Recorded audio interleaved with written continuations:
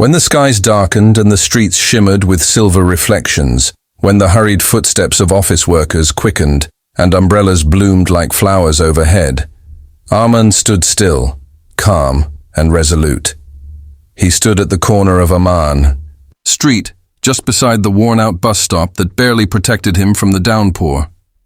His cart, a wooden relic with rusty wheels and a patched green umbrella tied above it, was his entire livelihood. It was filled with flowers, drenched, sometimes drooping, but always fragrant and honest. He wasn't a florist, not in the fancy, ribbon-tied shop window way. He was simply a man with dirt under his nails, a stitched-up coat, and eyes that knew the language of loss. He never begged, never yelled, never pushed. He just stood there with a bouquet in one hand and hope in the other.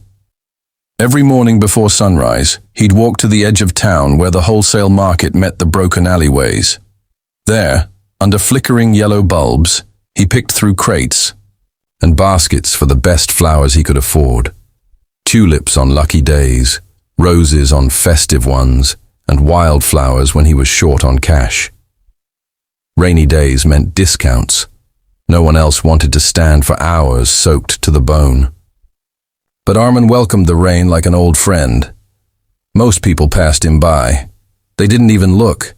Some glanced briefly, curious, and then hurried off into their cars or buses. A few dropped coins, fewer still bought something. But Arman didn't. Blame them. He understood city life. Everyone carried their own weight, their silent battles. He wasn't bitter, he just waited. Because despite it all, he believed in moments. Moments when someone would notice the yellow carnation on a gloomy day and smile. Moments when a stranger would buy a flower, not because they needed one, but because they felt something stir inside. Those moments were rare, but they were enough. They kept him going. Arman lived in a single-room apartment on the third floor of an old building with peeling walls and a staircase that moaned under his feet. The rent was low, the roof leaked in 3 places, and the windows shuddered in the wind. But it was home. He had an old kettle, a mattress on the floor, a single bulb that flickered at night, and a photo of his wife on the wall, Amina, gone 7 years now. He still talked to her, quietly, especially when he arranged the flowers in the morning. He would whisper, "What do you think of these, Amina? Too many lilies." And then he'd chuckle to himself, knowing how she used to sneeze around pollen. Some days he'd take a flower home just for her photo frame, a single bloom in a chipped cup. They never had children. Not for lack of trying, but life had other plans. Amina had been a teacher, soft-voiced and kind-eyed. The children in the neighborhood adored her. After she passed, something in Arman collapsed quietly. Not dramatically, not with tears or screams, just a silent implosion, like a light going. Out in a distant room. That's when he began selling flowers. It wasn't about the money. He could have found work in the factories or as a night guard. But flowers reminded him of her, of how she'd smile even on the dullest days if he brought her a tiny bouquet. She once said, "Flowers don't need a reason, Arman. They're a reason in themselves." That stuck with him. Now, every flower he sold felt like a little echo of her kindness going back into the world. That morning, like so many others, the sky was swollen with gray. Thunder murmured softly in the distance. Arman walked to the corner, pulling his cart, each step slow but steady. He arranged the flowers, with care, roses in one jar, daisies in another, and a single sunflower he saved for the end of the day. The sunflower was always his favorite, a little sun in a storm. By noon, his coat was soaked and his boots squelched with every step. Still, he stood. Cars rushed by. Children laughed inside a passing school van. A woman in high heels paused, briefly, smiled politely, then walked on. He didn't notice her at first. She stood across the street under a red umbrella watching. Dressed in navy blue, with a long coat and matching scarf, she looked oddly still in the moving world around her. When Armin finally caught her eye, she nodded slightly, just a courteous gesture, and then disappeared into the bookstore behind her. Strange, he thought. Not many people made eye contact anymore. The next day it rained harder. Wind slapped his face, and the flowers trembled in their jars. One rose lost its petals to the gusts. Armin sighed, adjusted the umbrella over his cart, and kept going. She returned again. Same red umbrella, same coat, same bookstore. On the third day, she crossed the street, slowly, carefully. "Are you here every day?" she asked, her voice warm despite the cold air. Armin nodded. Rain or shine? She looked at the flowers. Her gaze lingered on the wild. "Daisies. I'll take one," she said, reaching into her coat. He handed her the bloom, gently, like he was passing a secret. She placed a 10-rupee note in his palm. "Keep the change." He smiled for the first time that day. "Thank you." She didn't tell him her name, and he didn't ask. But from that day onward, she returned. Not every day. Not always with the red umbrella.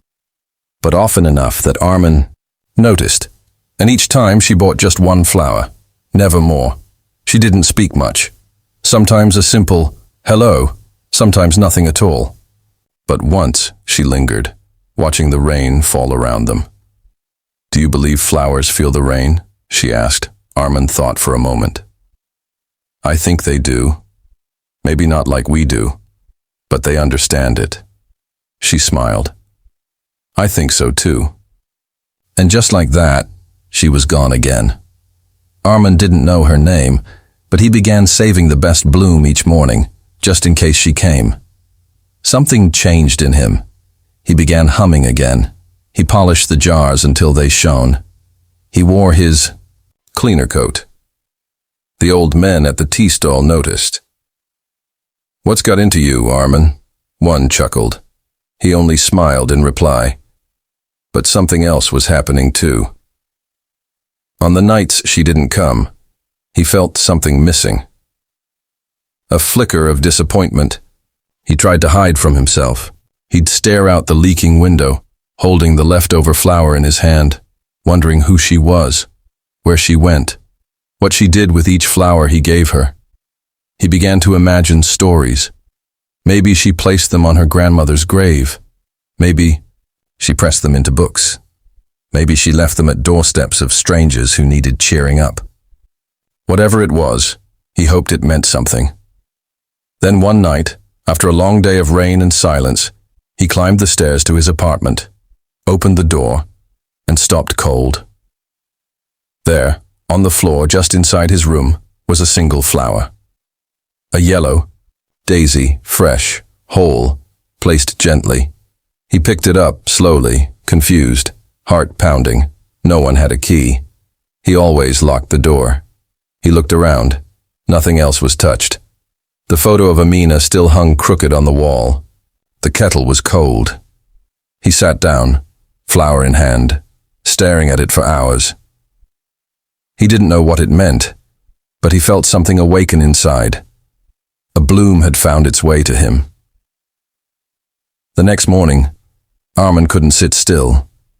He didn't sleep much, but he felt more awake than he had in years. Every passing noise outside his apartment made him rush to the window, but no one came. At the market, he picked the flowers more carefully than ever. He chose brighter colors, fuller petals. His fingers trembled slightly, but his eyes were sharp with purpose. When he reached his usual spot, the street felt different. The rain came as usual, but softer this time. Like it too was waiting for something. And then she came again. No red umbrella today. Just her, and a deep blue scarf wrapped tightly around her shoulders. "I didn't expect to see you again," she said softly. "I never left," Armin replied. She smiled, but there was something new in her eyes, a tiredness, or maybe a truth. "I hope you got the flower," he nodded. "How did you—" "I asked your neighbor, the woman on the second floor. She said you lived alone. I just wanted to return one. Return? She looked down. All this time I've been buying them. Taking them, and it felt right. But one day I thought, what if the one who gives never receives? Arman was quiet for a long moment. That was the first flower I've received in 7 years. She blinked quickly, swallowing hard. I'm sorry. No, he said. Thank you. They stood there, 2 people soaked in the same rain, holding silence like a shared umbrella. She introduced herself that day. Her name was Zoya, a writer. She worked part-time at the bookstore across the street, lived alone, lost her mother the same year Arman lost Amina. They began talking more, slowly, carefully. She started bringing him tea in a paper cup. He saved the best flower every morning for her. It became a rhythm, a ritual. They never rushed, never named it. But something bloomed in that rainy corner of the world, and the next time Arman returned home, there wasn't just one flower on his floor. There were 3, one in the chipped cup, one tucked in his pillow, and one in front of Amina's photo. He smiled, wept quietly, and whispered, "She would have liked you, Zoya." To be continued in part 3. Would you like me to continue with part 3 now?